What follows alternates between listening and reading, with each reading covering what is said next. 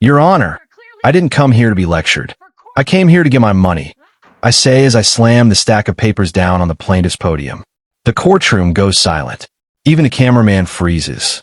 Across from me stands Clara Hastings, the daughter of a powerful senator. Designer clothes, expensive shoes, hair that probably costs more than my car. She's smirking, leaning back like she owns the courtroom. Judge Judy lifts her glasses. Miss Hastings, this is still my courtroom. Sit up. Clara rolls her eyes and mutters, yeah, sure. The audience gasps.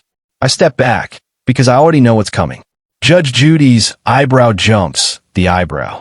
Miss Hastings, she says, do you think you're here for fun? Or do you think your father's job exempts you from consequences? Clara laughs under her breath. I'm here because this woman, she gestures at me with a dramatic flick, is claiming I damaged her car, which is ridiculous. Judge Judy taps her pen. Ridiculous? I have photographs, repair invoices, and 3 witnesses who say you backed into her vehicle at a charity gala while live streaming for your followers. Clara sighs loudly. It was a scratch. A scratch? Judge Judy repeats. Ma'am, that wasn't a scratch. That was a collision. A $6,700 collision. Clara's composure cracks for the first time. She throws her hands up. Oh, come on. Why am I even here? This is trash. You're trash. She points directly at Judge Judy. The temperature in the courtroom drops. Judge Judy slowly removes her glasses and folds them on her desk like she's preparing for a duel. Miss Hastings, she says in a level voice, did you just call me trash? Clara crosses her arms. Yeah, I said what I said. Bailiff, Judge Judy says, keep her right where she is. She's about to learn something. Clara scoffs. What? A lecture? My father. Your father, Judge Judy snaps, is not on trial. You are. And unlike your social media followers, I don't reward childish tantrums. Clara blinks hard. Her confidence wavers for the first time. Judge Judy flips through the paperwork. I was prepared to keep the judgment at the cost of the repairs, she says.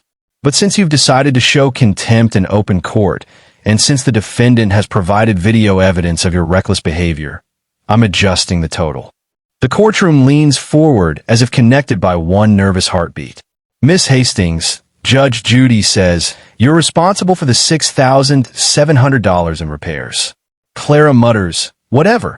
Plus, Judge Judy raises her voice so everyone hears, the cost of the rental car for 2 weeks while her vehicle was fixed, plus compensation for lost wages due to your actions, plus a civil penalty for reckless conduct, and a fine for your outburst today.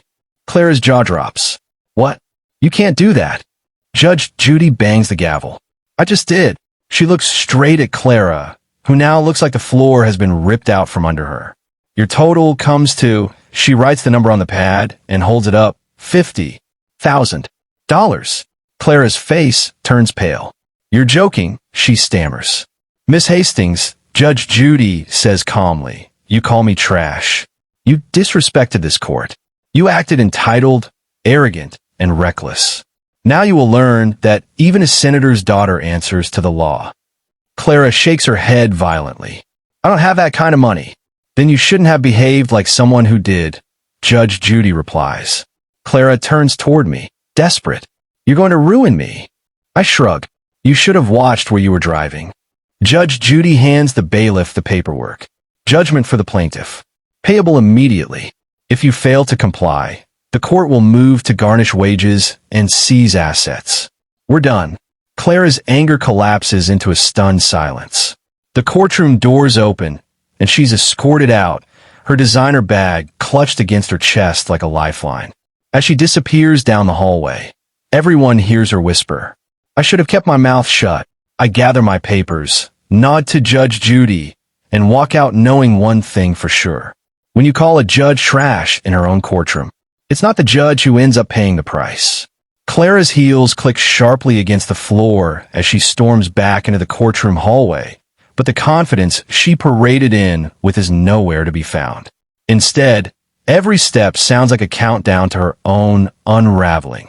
I follow behind, my paperwork clutched under my arm, surprised by how quiet she's become. She spins around suddenly, blocking my path. This This is your fault, she snaps, though her voice trembles. You embarrass me on national television. I raise an eyebrow. I didn't tell you to insult a judge. And I definitely didn't tell you to crash into my car while live streaming. It was an accident, she shouts, but even she doesn't sound convinced. The video showed you looking at your phone instead of the parking lot. Clara's shoulders slump, and her mascara is smudging at the corners of her eyes. For the first time, she doesn't look like a senator's daughter or a spoiled celebrity. She looks like a kid who never learned what consequences felt like until now. The producer of the show walks up to her with a clipboard. Miss Hastings, we'll need your signature here for the release forms, he says politely. She doesn't take the pen. I'm not signing anything, she mutters.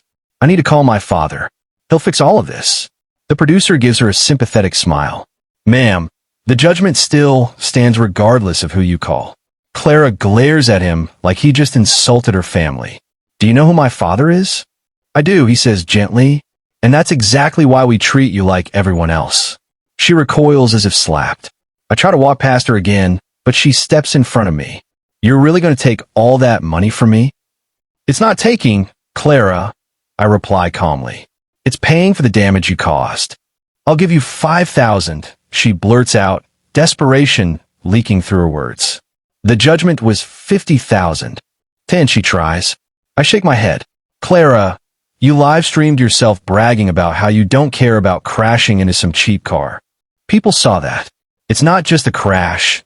It's how you acted afterward. Her cheeks flush with embarrassment. I didn't think it would blow up. Everyone records everything nowadays. It's normal. Normal? I repeat. Mocking someone's car while you're the one in the wrong is not normal. She stares at me, breathing hard, as if she can't comprehend how fast her world is collapsing. The courtroom door opens and Judge Judy steps out, robe flowing, expression razor-sharp. She stops when she sees Clara still blocking the hallway. Miss Hastings, she says, I suggest you calm yourself before you dig a deeper hole.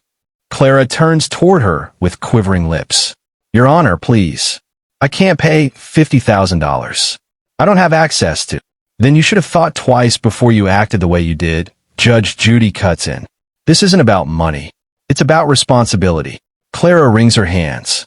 You don't understand the pressure I'm under. Everyone expects me to be perfect. I'm always in the spotlight because of my father. I act out sometimes, yes, but pressure, Judge Judy says, is not an excuse to disrespect people or to break the law. Clara opens her mouth to speak, but nothing comes out. Judge Judy continues, her tone softer but unshakably firm. This could have gone differently.